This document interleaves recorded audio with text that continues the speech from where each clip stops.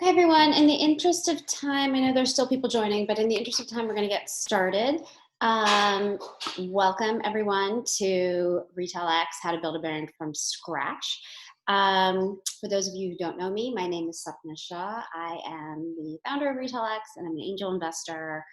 Um, this has been kind of like a weekly kind of virtual series that's now turned into kind of every 2 weeks. We won't be having any in August, so this is the last one for the summer, but stay tuned for September, where more sessions will be unfortunately still virtual and not in real life, just given the COVID continuation. This session will be recorded, so if you have to leave early or you want to refer back to it, it'll be posted up on the Retail X Series YouTube site, YouTube channel in a couple of days. If you have questions, please put them in the chat. We'll get to them at the end. And we will also, after this session, for those of you who've signed up, you will also get an invite to our Retail X Slack community. You'll get that via email. It's a way to keep in touch with this group after these events. So for those of you who are not already part of the Slack community, I hope you will join. And with that, without further ado, let's get started. Rooshy, welcome. Can you tell us a little bit Thank you. Yeah, can you tell us a little bit about having yourself? Yeah, of course. Tell us a little bit about yourself and a little background, and tell us a little bit about Aavrani. Sure. So my name is Rooshy Roy. I am the co-founder and CEO of Aavrani, the Indian-inspired skincare line. We are merging clinically proven, elevated, modern, sort of prestige experience with skincare, alongside ancient, all-natural beauty rituals, predominantly from India, but really prevalent all over South Asia. I got started in 2017 when I started business school. Happened to meet my co-founder on the second day of business school. This was at Wharton. And we sort of came up with the idea through a conversation we were having. He had worked at a private equity firm prior, where he was an operating partner on another skincare brand. And as he was telling me about his experience with that, it was ethnically inspired, it was Japanese influenced. I started telling him about all the ancient rituals that are so sacred to the Indian culture, how I grew up, making turmeric masks, coconut oil hair masks with my grandmothers, my aunts, my mom growing up. And it really created an opportunity for us to say, okay, we're in business school right now. We don't know what we want to do. We're trying to figure it out. Maybe this could be the thing that we really care about and are passionate enough about, and can try that in a safe space like business school, without the fear of failing or rejection that so often plagues all of us. So we got started right away. We soft launched the brand in the summer between business school instead of pursuing a classic internship. In June 2018, Aavrani.com went live with our 4 signature products. We spent that summer and then ever since then trying to grow the business and really understand the consumer landscape, not just in the US, but globally, how people are navigating personal care, beauty. And it really helped inform us around the rebrand that we really wanted to do before we went out with Aavrani in earnest for a real launch, which we're actually prepared to do in just a couple weeks now. We launch on August 15th. But it's been an amazing journey. Sapna, I met back at Wharton. She was actually one of the first people to give us critical feedback on our pitch deck. And at the time it was embarrassing, but now I'm so grateful for her and her willingness to help out. She's been a mentor to us ever since then. And we really couldn't be here today without mentors like Sapna sort of guiding us to the type of brand and the type of company we really wanted to build. Amazing. Well, thank you for the shout out. Appreciate that. So let's go backwards now. So that was a nice overview. So you talked about meeting your co-founder. You talked about having the idea. How did you think about building that first product line, and who was that customer that you had a hypothesis around? when you were building that first product line? So I think those were questions when we started the brand, we sort of isolated, if that makes sense. And I think that was one of our first biggest learnings. So the way I went about the product line, to answer your first question, was directly inspired by my own experiences and my own knowledge of the ingredients from using them. Of course, I Googled turmeric mixing with neem, mixing with certain other ingredients, but the basis for the formulation and the inspiration behind the entire thing was from my own experience and these Indian rituals. But when we thought about our customer, we were in the US, we want to grow and thrive in the US. We didn't necessarily connect that inspiration with who we wanted the customer to be, because we wanted to be something to everyone. We wanted everyone to love us. And in trying to accommodate everyone's preferences, we kind of just didn't accommodate anything at all. It was just kind of a blah brand. I mean, it was nice. There were people who were like, oh, this is pretty, like, good job, but not the kind of thing that really excited them or got them, feeling that joy and inspiration that I was trying to bring here to the US from my upbringing. And that's when the realization started to come, like, I need to reorient how I'm doing this. So that's actually really interesting. Thinking about kind of that hypothetical target customer, and then you knew about the ingredients, you knew about the product, but you're in a category that is really all about brand, right? It is really about building that brand, and it's a very emotional connection. So when you started out, did you have an idea of what you wanted the brand to look and feel like, given that you were kind of focused on this sort of Indian ritual and these ingredients?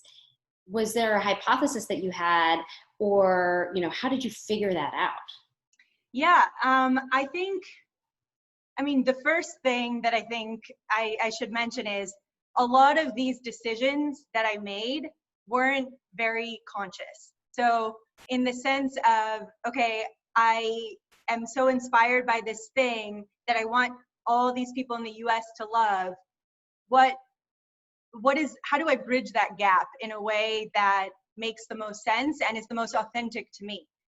Instead of focusing on the brand, and as you had mentioned, in your category, brand is everything, that was something I still didn't even know when I started, because both Justin and I had come from a background in finance, specifically ones where we evaluated early stage companies, we talked to entrepreneurs, we had almost this false sense of thinking we understood what it meant to build a brand and a company. Well, we kept thinking company. The word brand wasn't top of mind for the same reason. It was just, okay, we know what to do. We've evaluated an early stage company from the lens of an Excel sheet and their financial statements. We know exactly how to do this. And so when I thought about creating that first product, it was very much just, okay, this is clean, natural. What am I seeing in the market? Okay, green evokes that sense of natural and clean beauty. All right, we'll make the jars green. And then, okay, millennial pink is hot right now. It worked really well for Glossier. Let's try to mix that in with our stuff. And it was kind of like this hodgepodge, uncohesive, inconsistent brand that I didn't even know I was really creating until we launched. And then people started asking about the brand, and I'm like, wait, no, but the product, like, I don't know, the brand, but the product is great. Here are the clinical trials. Here's how effective they are. And I didn't realize that in order to get to that level with someone, I still needed to capture their heart and mind in a way that I wasn't doing whatsoever. Right. So that's interesting, because I remember when we kind of first met, I think you had just created that green packaging, right? And I remember looking in a meeting at your Instagram with the green and the millennial pink. I absolutely remember all that. And I remember us talking about it, about kind of how you wanted that brand, not the product, but the brand to kind of look and feel. So how did that evolve over time? How did you get from a point of, no, it's about the product, to I really need to focus on building the brand? So there were many factors. It's hard to put one driver behind it. One, just to be totally honest, was the business. It wasn't thriving in the way I had expected. We weren't getting the kind of customer loyalty that I kind of almost assumed or took for granted once again, because I thought the product could speak for itself. And then on top of that, it was just this increasing sense of disconnect for me personally, as we had soft launched the brand, and now I'm going around and talking about it, and people are asking me, beauty editors, publications, interviewers, how did you think about this? Why the pink? Why the green? And I'm like, oh my gosh, what do I say right now? I had felt so like, I was embarrassed that I didn't think about those things, that I was just saying whatever. I'm like, green is natural, and in a way that was more salesy and persuasive, as though I was intentional about those things. And it wasn't clicking, because people can sense inauthenticity from a mile away, right? And meanwhile, I needed a lot of that sort of feedback over and over again to help me realize that I need to create a brand based off of who I am, not trying to just please as many people as possible. Because an iconic brand, a real brand that cultivates community, is authentic, and there's no way to manufacture authenticity. That was a very difficult learning for me, and I'm really glad we had that during that soft launch period. So then what did you do next to create that authenticity in your brand? So it was a process, because at the same time we were building the brand, we were still trying to raise the money to execute on the brand. So that was a great learning for me and my co-founder, Justin. We had so far done everything together. Every big decision we made together, because it was our baby and it was just the two of us. But now, as we had a team and it was growing, it was becoming increasingly inefficient. And we were like, okay, we both can't be fundraising and be building this new brand. So he took the lead on fundraising and brought me in more towards the end, while the prospect of closing was high, while I got to focus on creating the brand. And that was just a complete journey of introspection of, wait, why am I doing this to begin with? What is the feeling I want to evoke from people? Why do I want people to be loyal? I can't just want that without giving them a reason, right? And all these questions I started asking myself, and this was last summer, starting last fall, that was what inspired the brand, truly and honestly. Like, there were times where it almost felt like scary and risky to, for example, go with blue for the new brand color. And Justin and I started to realize that that's when we knew we were making something real, because it never scared us before what we were doing. And you can't disrupt anything if you're not willing to take some sort of risk. So at that point, when you were kind of going through these questions in your mind and you came up with the blue and all of this, did you hire an agency or freelancers or other people to help you to kind of go through that thinking process or help you execute on all of that? Yeah, so we could not hire an agency. We couldn't afford it. We just didn't have the money to. And to be totally honest, I was also a little, my ego was still in the way, in the sense of, okay, I can still do this kind of thing, without realizing how hard it would be. And so at first I got a few freelancers to help me out, and nothing was working for me. Like, they were not really understanding my inspiration or my heart behind the brand. And that sort of frustration in the beginning was the driver of me realizing I have to do things, or understand when to do things on my own preferences versus what's just good for the business. So I did end up working with a lot of freelancers along the way, but it was only once I created a structure and was like, okay, I don't know how to do graphic design whatsoever. I need a freelancer here.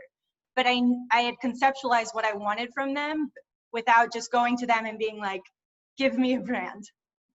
Yeah, I think that's really interesting, because we've had other sessions about brand building here at Retail X, and one of the things that even some of the agency people that I've spoken to basically say actually what you did, which is kind of asking yourself all those hard questions.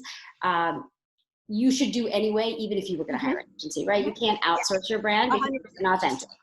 inauthentic. So it sounds like, you were able to manage that process. How long did it take you to kind of go through that, thinking through the brand process? I think I'm still thinking through it. Like we are still building through. We haven't even created the outlay for our email newsletter or a lot of things that we still have to kind of build along the way. And now I'm really realizing how much brand dictates all of those things. And so I'm still trying to fine tune and refine what the brand is, but it was kind of just a process I put together over several months based off of the things we needed as business. So the first thing we needed was packaging in order to launch sooner. So I focused on that. And then it was, okay, we need to create a brand new website. What does that look like? And so as I started going through basically recreating the business from the ground up while the business was running, that's how I evolved the brand myself based on my own preferences. And what was the customer response as you started moving step by step to this sort of newer vision of your brand? Well, we don't know yet. So we haven't launched with the new brand until August 15th. So the response so far has been great in the sense of I've been teasing out materials on the Instagram. Check us out if you're not following us, by the way, at Aavrani. I'm storytelling the brand process until we launch over the next couple weeks. And it's been amazing. People are like, I love the blue. This packaging is awesome. And now, when I used to get those comments, I was like, okay, great, I'm doing great. And now I'm like, well, it better be awesome. I put my whole heart and soul into it. You know what I mean? Like, it doesn't feel like I'm needing that validation the way I used to. Yeah. And did you use customers' feedback in this process? So like when you landed on the blue, you said you teased it out on Instagram, but were you asking people for feedback before you landed on it? Yeah, so what we did was I would just use the social media platform that we had. It was free. We had a community around it, and the community that we did have so far was very active. So when I would put up polls and questions and ask people to vote for things like, do you prefer this super deep blue or this more sporty, bold blue, people would respond and sort of give me feedback on that. And I got a lot of positive reactions, but I did also get some reactions of, this doesn't feel Indian enough. This doesn't feel like something I connect to anymore, really. And that was a challenge for me because you kind of have to pick a lane. You either, when you're building the brand, you either accommodate to people or you don't. And I realized that there are certain triggers where people don't even know what they want until they see it. And then triggers where it's like, no, you should listen to how often do customers wash their face? Like, that's a fundamental thing I need to think about, but I don't need to necessarily internalize the negative feedback as we're not in the right direction for the brand. We're never gonna, appease everybody. Yeah, and it's interesting that you say that because it sounds like that kind of gets back to that earlier conversation about who is your target customer and where is it going. When you do your kind of bigger relaunch in a few weeks, do you expect that you will have a much, a different customer than maybe you've had before? Are you trying to reach new audiences, or are you trying to get depth and loyalty within some segment of people you already have? Like, how are you thinking about that? Yeah, so I am now focusing on depth over breadth. So in the beginning, we want to be everything to everyone, and now I want to be something awesome to 20% of people and maybe not great at all for 80%. That doesn't matter to me. I'd rather have those 20% of people gung-ho fans of the new Aavrani brand. And so as I was evaluating who is my new customer, I was able to look at the data from our soft launch saying, okay, we really wanted to be everything to everyone, but it looks like about 60% of our customers are Indian women in the US. So why not lean into that more? Don't be so afraid to use Indian inspiration and talk about the rituals more for fear of alienating non-Indian people, because I would rather really harness and cherish that loyalty that I have than try to build a brand new audience. So this sort of customer segmenting and targeting analysis sort of was easier for us to do more objectively now that we had soft launched the business and there was just the data in front of our face. In the beginning, we were like, we couldn't have predicted that. Right. And so when you started to see some of this data, how did you, even now pre kind of this relaunch of the brand, how did you target that particular customer as you started to see, okay, 60% are Indian women in the US? How did you go deeper? What are the things that you did? Was it really social media based? Were there other kind of early customer acquisition activities that you did to really get to that audience? Yeah, 100%. So we tried to focus, since we knew we were going to build a brand launching this year, in 2019 in the summer, when we realized we wanted to now just grow the business part, we decided to build awareness in every way we could across every social media channel. So that included Facebook, Instagram, Pinterest, Reddit, Twitter.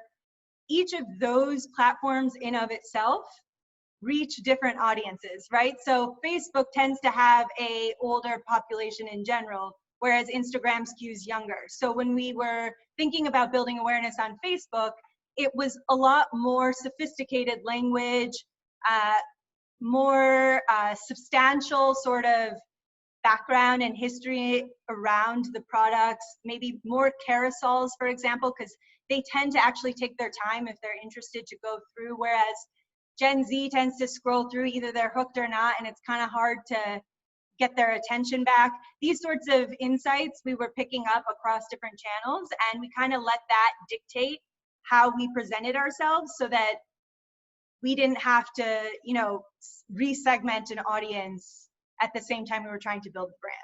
Right.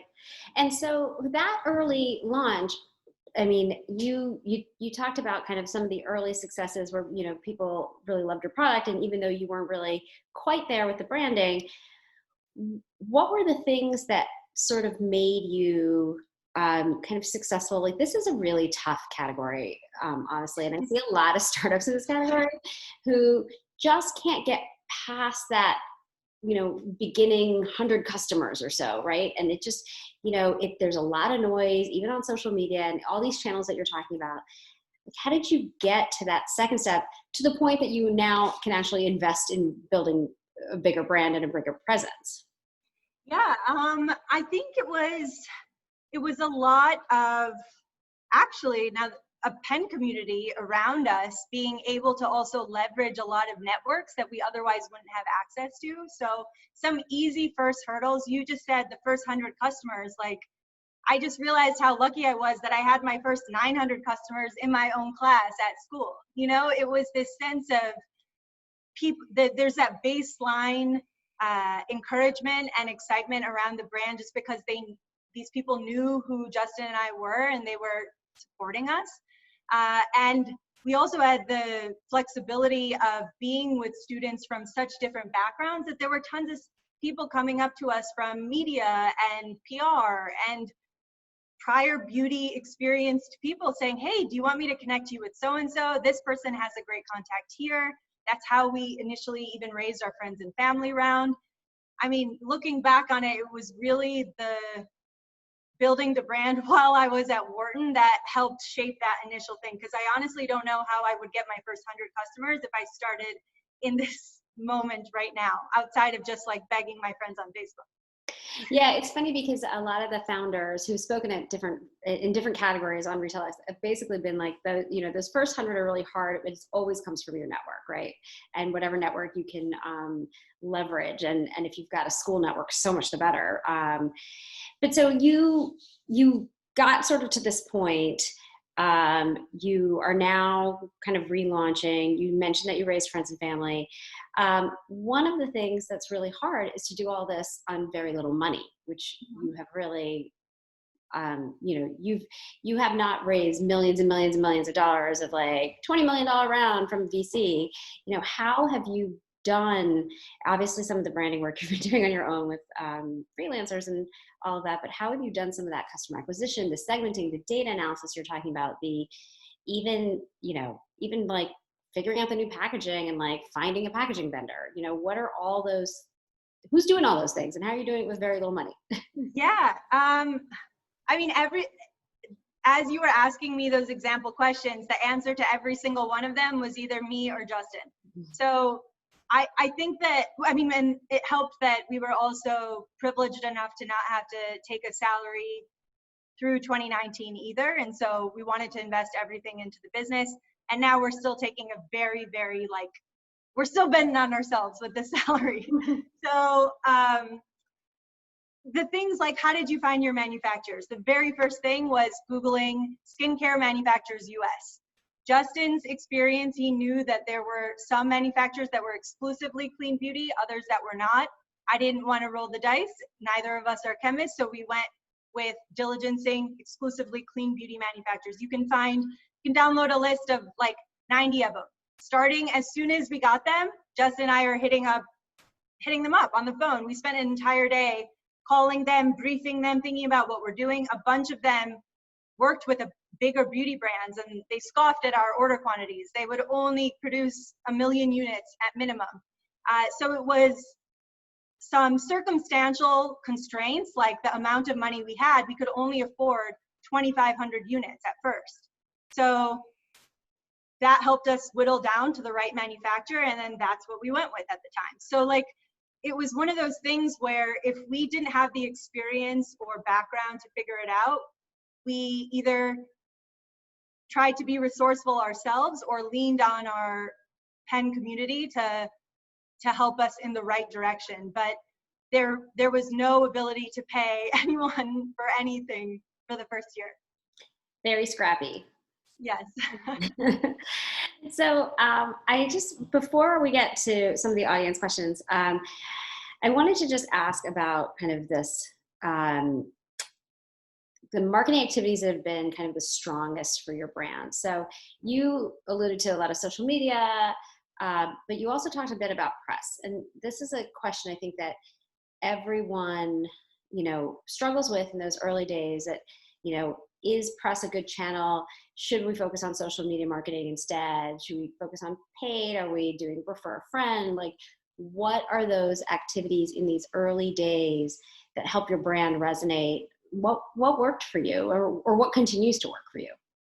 Yeah, I would say that press or PR and agency, it's great if you can afford it, but it is not the type of investment that you're going to be happy with in the short term, because there's no sort of tit for tat in PR. You pay a overhead, constant, expensive fee monthly and kind of cross your fingers and hope for the best.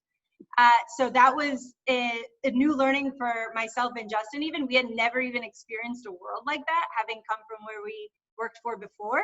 And so when we initially did the thing of, okay, we need PR because everyone else said so, and we saw how expensive it was, we're like, okay, well, if they get us press, then sure. So we enlisted a firm at, I think it was like $5,000 a month. And then 3 months in, Justin and I are like, no, this is not working. We're not bleeding any more cash. This is just, we can't do this. We can't afford it. So I don't have the experience that many brands have that have amazing PR relationships and all that. I just don't think I'm at that level yet to benefit from that. So I would suggest, just again from my own experience, if you're early on, just do the outreaches and PR efforts yourself. If you don't have time for it, then it's not a priority for you. You need to figure out the rest of the business first. But as soon as you do, it's like, again, Googling beauty editors, publications, you can figure out the syntax of what the email is from that place and then shoot your shot. You know their names and see what happens. You'd be surprised how refreshing it is for these people to hear directly from founders as opposed to the same sort of cadence they have from their own PR bubbles. I'm so glad you said that. Actually, in my own back in the olden days. In my own startup, we had the same experience. We had just didn't have any luck with PR agencies and did it ourselves and got into like real magazines. So it Yeah, was, it's possible. I think people assume that there's a process and order and structure for every little thing, and there really is, but there also isn't if you don't want it to be. You know what I mean? Yeah. Things are a lot more flexible than we appreciate. And now that you've kind of gotten to this new brand that you're relaunching, that you obviously feel so much more passionate about, and you feel like it's going to be really a game changer. Do you think some of those strategies will change? Like, are you planning on hiring a PR firm? Are you planning to spend more on, social media ads and things like that? Or, how are you thinking about gauging the success and how much investment you can put behind kind of the relaunch? Yeah. Before I answer that question specifically, I have to say, like, the biggest thing I learned was you can't predict anything. So just like as we all saw with this recent pandemic, like we all kind of laugh at ourselves thinking about all the plans that we made in the spring, when it's really so much out of our control. So from the perspective I'm sitting in now, to answer your questions, 100% we would look to leverage paid social media, get a PR agency, all of those things. I don't want to discount what that means just because I haven't been at the place where I could benefit from it just yet. And I also don't want to count anything out. You just never know. And 5 years from now, there might be a whole new channel where Instagram is completely obsolete and we'll have to adjust and pivot again. And that's kind of the thing you're signing up for when you start a company. You have to know your why, but you also have to be so willing to adapt to the circumstances. It can get so easy to get married to the initial idea. Yeah, that's very helpful. I'm out of time for my questions, even though I have more. So let me go to the questions from the audience. And if anybody else has any other questions, just put them in the chat and we're just going to go through them one by one. So the first question is, did you work with a branding agency or branding specialist in the beginning? Which I think we have answered. And the answer, I think, was no. Just freelancers, right? Freelancers, yes, yeah. The second question is a good one. Is there a book or resource that you would recommend or wish you had when you started from a branding and customer loyal? Hang on a second. Yes. I wonder if I have it here, actually. It's called The 22 Immutable Laws of Marketing. It's the best read ever. It's super easy. I think I might have taken it home, actually. My colleague brought it back for me. I had her read it as well. The 22 Immutable Laws of Marketing. Laws of Marketing. I'm putting the name into the chat, everyone. Yeah, perfect. It's super simple. It's an easy read. It's a thin book, and it tells you everything you know in such basic terms that it almost makes you feel silly for complicating things. So I would definitely recommend that book. Got it. And from a branding and customer loyalty perspective, do you find that points like Smile.io works better than subscriptions? And maybe you should go backwards and say, like, what do you do from a customer loyalty perspective in terms of branding? Can you ask me that for the first question? Sorry. From a branding and customer loyalty perspective, do you find that points works better than subscriptions? Or I don't know yet. Yeah, we don't know yet. So we actually haven't even tested subscription model yet. One of the pieces of advice that really stuck with me was you don't want to build in a subscription model before you even know what the use case of your product is. So for example, if I put in, okay, subscribe to get this every 3 weeks, and it's taking you 12 weeks to use the product, it's going to frustrate you that you've paid for all this extra product, right? And so I definitely want to explore subscription, but once I have a better sense of how people are using through the products. And then customer rewards and loyalty, that's the thing that we're going to launch with for the first time as part of the new brand, and we'll test from there. Great. Next question is, why are you doing a relaunch? Did you have your branding in place when you, these are like two separate questions. First, why are you doing relaunch? Second, did you have your branding in place when you started to fundraise? If not, how did you convey your brand's vision to investors? That's a very good question. I don't even know myself what that answer is before I started thinking about V2. So we started fundraising in January of 2019 and didn't finish until October of 2019. So that was a 10-month process.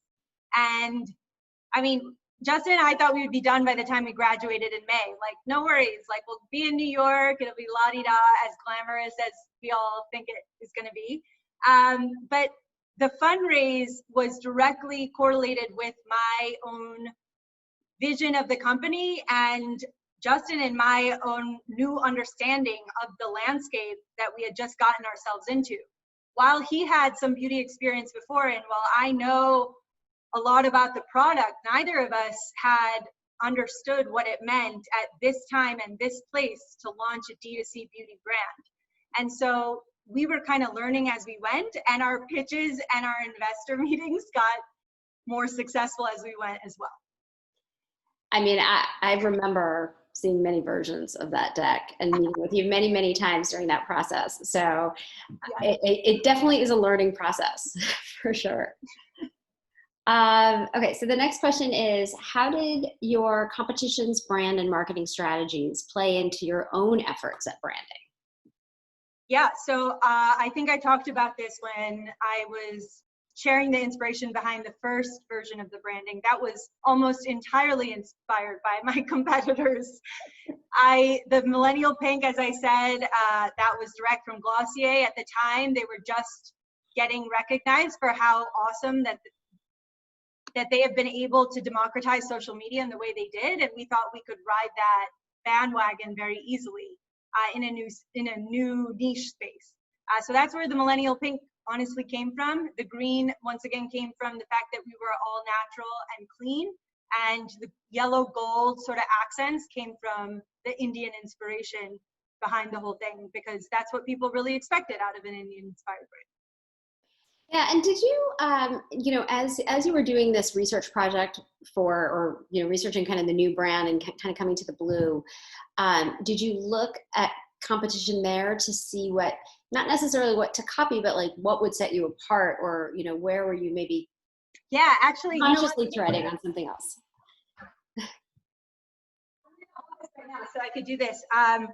We went to Sephora with the team. This is a fresh, I don't know if you guys can see this, it's a fresh jar.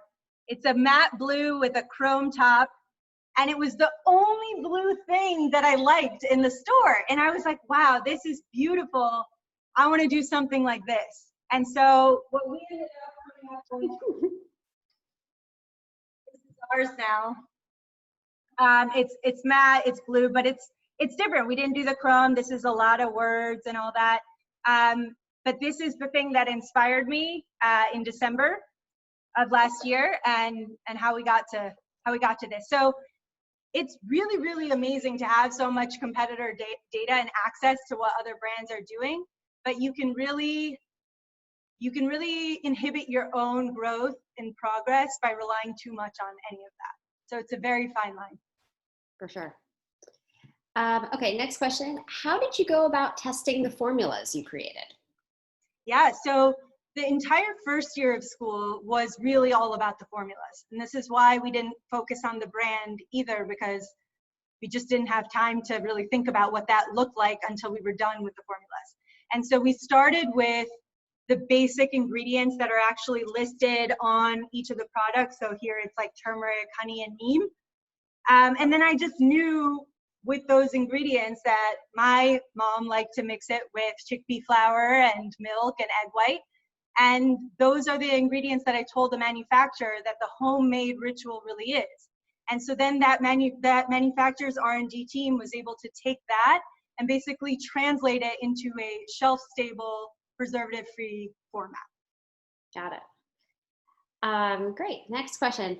How did you deal with the high minimum order quantities? So I mean, we didn't. Like, we went to manufacturers that could have as low as we could go, at the same time raising a friends and family round to help us pay for it. Justin and I had initially come into school ready to pay our tuition through our savings, but since we decided to start Aavrani, we used all our savings really for this first soft launch product, and ended up taking out student loans and everything. It was really just trying to match what we had with what was out there and trying to make those worlds meet somewhere. But they will for everyone if you. And how? So you said that your first run was kind of 2,500. How have you switched manufacturers since then as you've continued to scale, or are you using the same manufacturer? So both, actually. So we're using the same. One of the key points of diligence that Justin and I had, and this was really Justin's insight from his experience, was you want to have a manufacturer that can scale with you at least for the first couple of years, because that friction of going to a new one can really set back the business growth. But in preparation for that scaling, we have already started working with a couple other clean beauty manufacturers who have the minimum order quantities that we can now meet that we couldn't meet before, start to work on our new products so that we're not so reliant on this first one. Got it. The next question is, how did you build your Instagram presence? Is it important to do paid social media ads? So the Instagram presence really started from just, again, what I saw my competitors doing. They're posting photos of the ingredients, people with the swatch on their face, things like that. I was literally Google imaging and then reposting those and just crediting other people. We didn't have money for our own photo shoots or content or models or anything like that. So it was really all just from the internet. And then paid social is, as I had mentioned, we started leveraging last summer as well. And it all connects. Facebook is a part of Instagram and vice versa, right? So our paid ads all affect followership across a lot of more platforms than just one. When a lot of founders start with paid ads, what I hear a lot is, in the beginning, it's really difficult to kind of really figure out your kind of target audience and to really get a return. I mean, what did you do to kind of, when you did start those paid ads last summer, what did you do to make them successful? So a couple of things. One was understanding that one ad isn't going to serve an entire audience. So the first insight was creating unique customer journeys based on the target audience.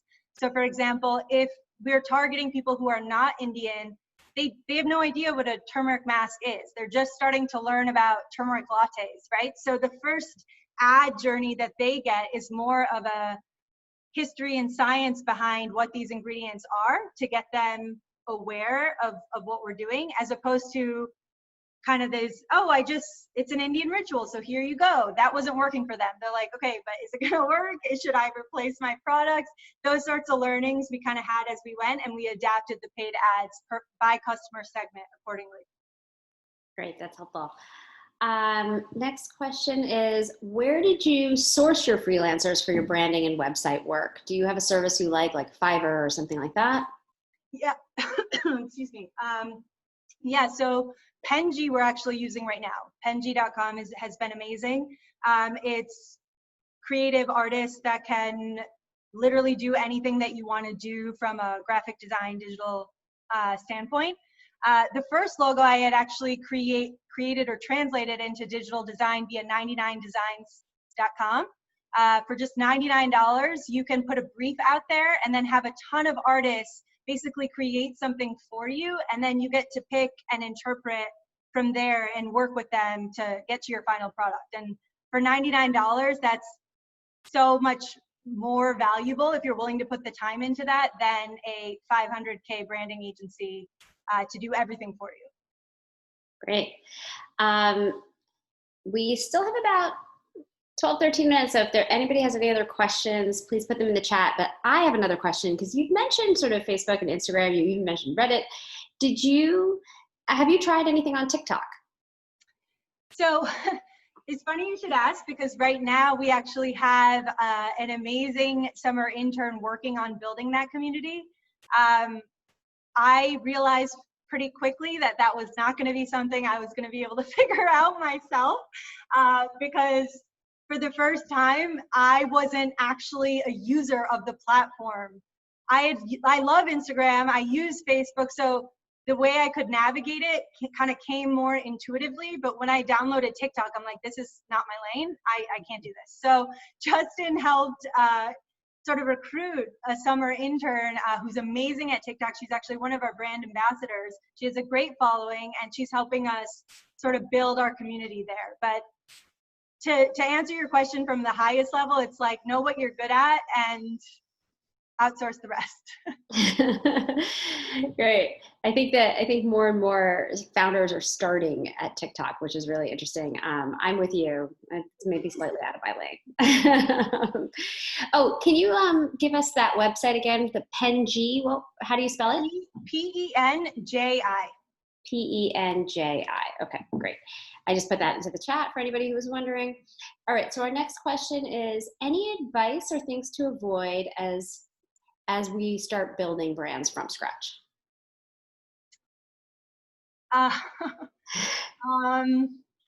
Know your why. Know why you want to build your brand.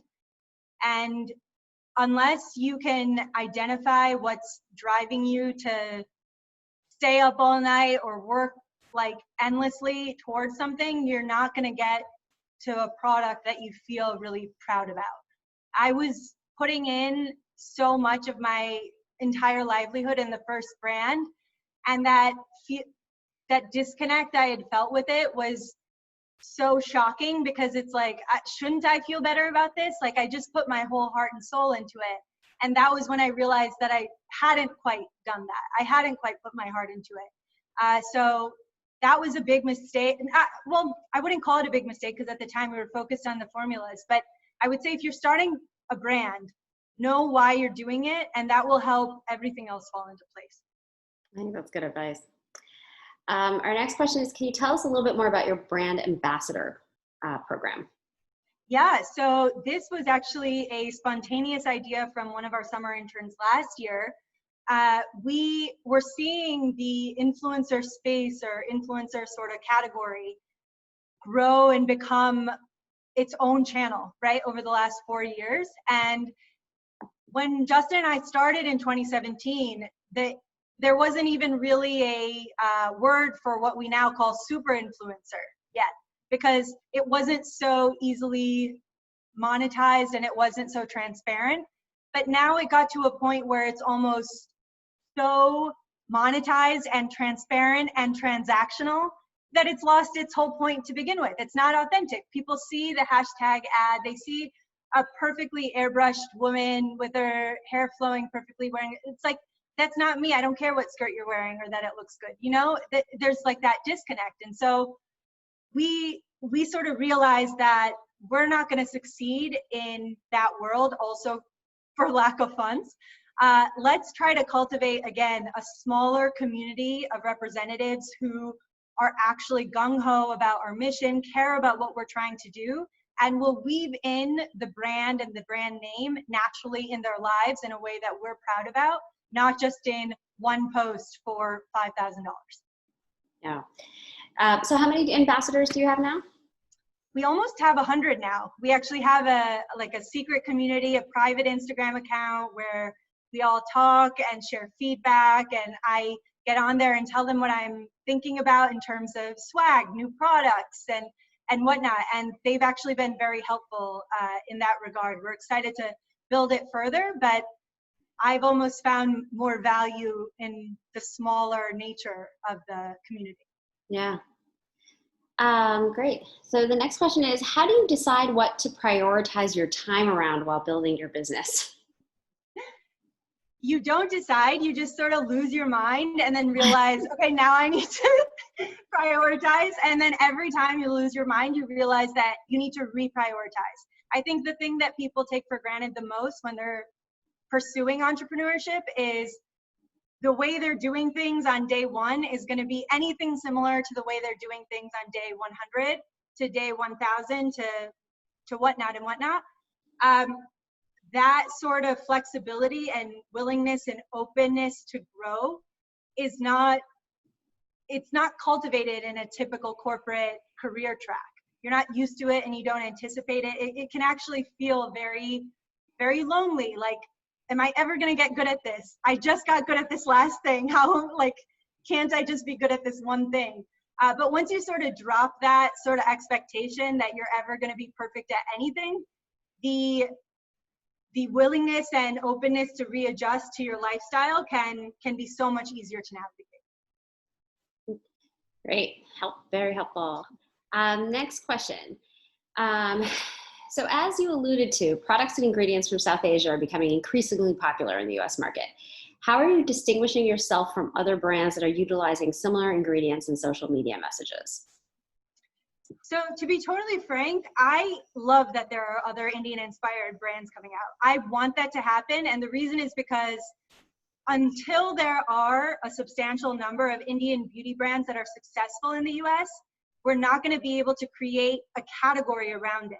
So if we think about Korean inspired beauty, for example, and the K-beauty trend that has been so amazingly popular here, that took hundreds of Korean inspired beauty brands to take off and become popular in the US for people to know that K-beauty was even a thing. My goal is for people to understand what these rituals are and aspire to Indian culture in a way that they never have seen in the US before. And in order to do something that big, I need a lot of other Indian influence, everything in the US around me, so we could help each other do that. You know, it's really interesting because I'll just add on to that from an investor perspective. You know, it validates the category, right? When you have more than one player, because when there's only one player, I think sometimes as an investor, you're like, is this market big enough? Exactly. Yeah. Okay, next question is, did you use a platform besides Instagram to build your ambassador program? And how did you find those ambassadors?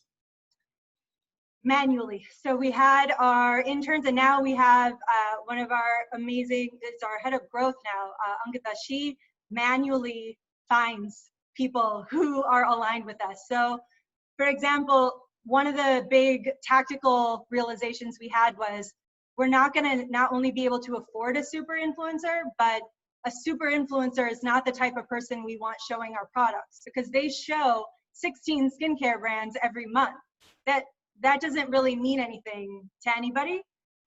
So we figured, let's get ambassadors and people who are, no more than 5,000 followers, who have real communities, who have real engaged relationships, and aren't promoting thousands of other brands.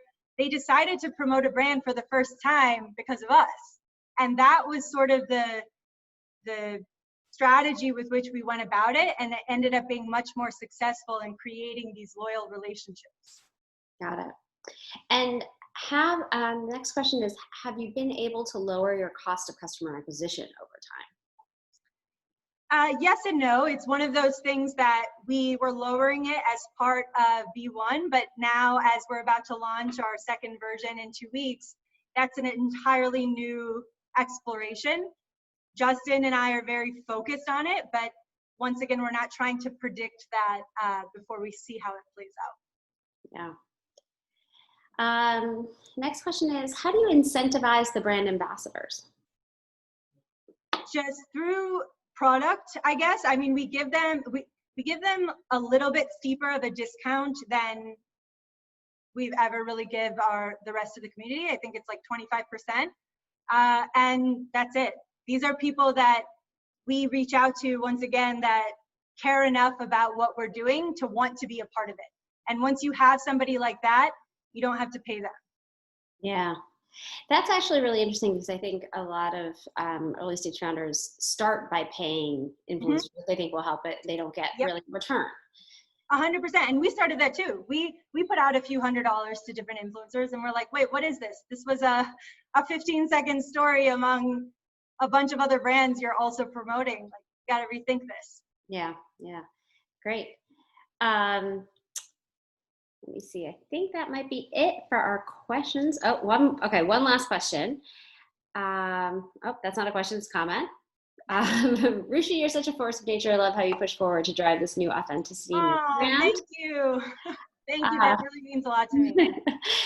So if we don't have any more questions, then I think I have one last question for you. So as part of this, and of course it's coming from me as an investor, as part of this sort of next brand launch, are you planning to use that to go raise another round of funding? So, yes, but to answer your question most sincerely, the brand isn't the reason we're trying, or isn't the driver of the funding. It's if the brand works out and we prove that we have this next level of scale, we will need more funding to take it to the next level, right? And if we can't prove that out, then we wouldn't fundraise. So Yeah. that's the way we're approaching it. Very smart. That's great. Well, Rooshy, thank you so much. This was wonderful. Of course, thank you. No, I love this conversation. Of course, always catching up with you through the whole journey.